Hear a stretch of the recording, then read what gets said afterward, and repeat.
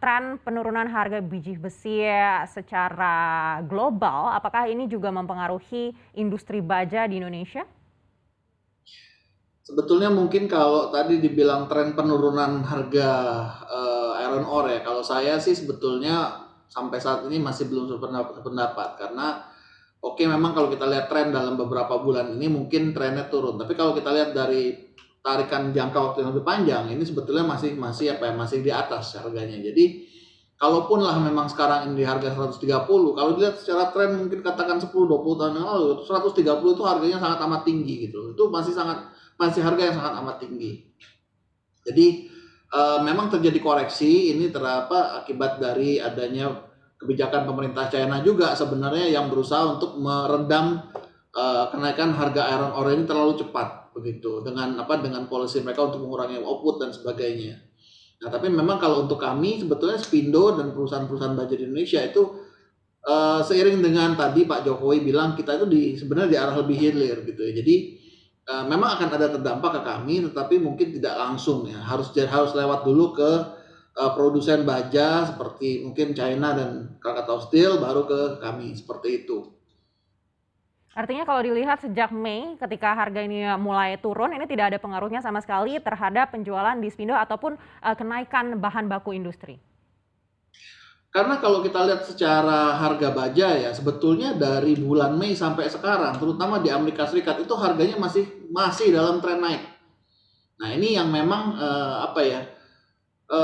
baja itu tidak seperti nikel, tembaga dan lain-lain yang lebih ada tradingnya gitu ya. Baja itu betul-betul lebih ke arah demand and supply. Jadi kita lihat saat ini memang demand terhadap baja dunia itu cukup tinggi. Ya, tinggi. Kedua juga kita lihat komitmen Cina untuk mengurangi output terkait dengan masalah lingkungan hidup itu justru juga membuat tekanan terhadap harga baja itu tetap kuat seperti itu. Jadi meskipun harga iron ore-nya kemudian turun, tapi dari sisi demand pool-nya itu masih tetap membuat harga bajanya tinggi gitu. Kita lihat sih sebenarnya sekarang yang hilang itu adalah volatility-nya, which is baik ya, artinya uh, tidak lagi seperti dulu total satu hari bisa naik berapa dolar seperti itu. Baik, tapi meskipun demand-nya masih tinggi, lalu bagaimana dengan biaya produksi? Apakah ada yang terpengaruh atau sebenarnya tidak terpengaruh sama sekali? Hmm. Kalau kita lihat suplai baja dunia itu kan dari dua yang pertama dari scrap, kemudian dari iron ore. Nah, iron ore jadi berarti kan tidak 100% baja dunia itu dari iron ore, itu yang pertama. Kedua, baja itu sendiri punya tiga komponen penting sebetulnya. Yang pertama adalah iron ore sendiri, kedua cooking coal gitu. Nah, itu dua komponen penting. Baru kemudian ketiga adalah yang lain-lain lah, segala macam logistik, campurannya, alloy dan sebagainya. Nah, memang kalau kita lihat iron ore itu turun gitu ya. Tetapi kita lihat sekarang bagaimana dengan ongkos transportnya gitu. Apakah ongkos transportnya juga sudah turun? Kita lihat sekarang juga shipping di dunia harganya luar biasa mahal. Gitu. Jadi dari Australia ke China pun harganya mahal gitu.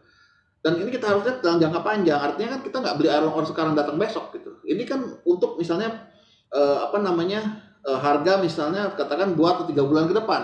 Gitu. Oke lah, kita kan sekarang mungkin harga kontrak baja 2-3 bulan ke depan mungkin orang akan judging nih antara dia menurunkan harganya kalau misalnya memang dia menurut mereka demand akan lemah atau dia akan pertahankan tinggi kalau memang kira-kira ada yang beli kan begitu kira. Jangan lupa untuk menginstal aplikasi CNBC Indonesia yang tersedia di App Store dan Play Store untuk terus mengikuti perkembangan berita ekonomi dan bisnis terkini.